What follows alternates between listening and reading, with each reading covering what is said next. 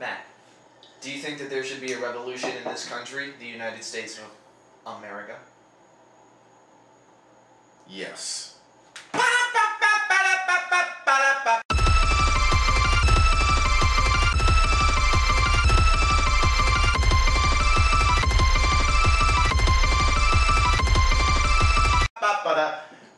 So, why do you think there should be a revolution? It's time for a change.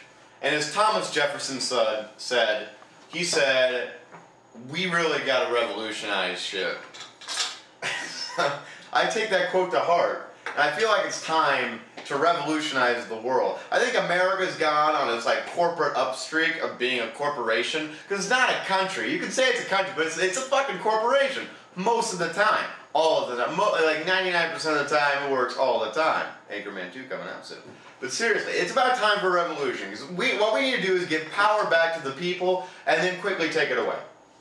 Because power in the people's hands is stupid, but they need to understand that there is power in their hands at certain points. Like a majority of the people in Washington and Wall Street need to get their asses kicked. America needs to get its ass kicked. If by itself, then fine.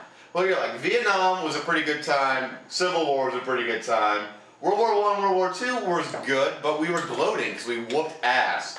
Vietnam, we got our ass kicked, and everyone had a reality check. It's time for a reality check. Reality check. Check. Well, here's where I disagree. I think the United States should not have a revolution, of course. Why?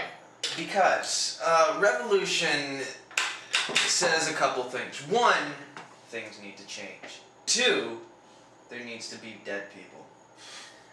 I disagree with change and I disagree with dead people. I don't think that we should have a war. I don't think that we should all of a sudden be asking people to sacrifice their lives for the sake of principles that, you know, what, for freedom? How are you going to be living free if you're dead? It doesn't make any sense. We don't need a revolution. What we need is a democratic process, which we do. And we don't. We're in a republic. So what we need is a republican process, is what we do. The tree of liberty must be replenished from time to time with the blood of patriots and tyrants. I know, Thomas. You agree! You agree. Good. But the thing is, here's the thing about Mr. TJ over here.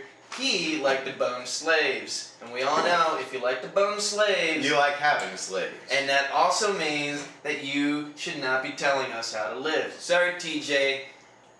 That ain't how things fly. So anyways... TJ Eckelberg. So what we should instead do, instead of having a revolution, is that doesn't... It is. Okay.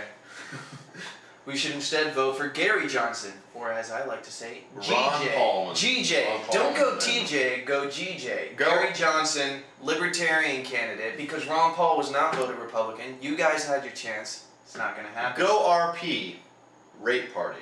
The Rate Party is Rating Party. Not a real party. Go Rating Party. Rating Revolution Party. I don't agree with the Rating Revolution, I don't please. agree with the Revolution, Apocalypse please. now. Apocalypse, please. I know. So anyways, vote for Gary Johnson. Don't revolt in the streets. You need to revolt. It's time for revolt. You guys start. I'll catch up later.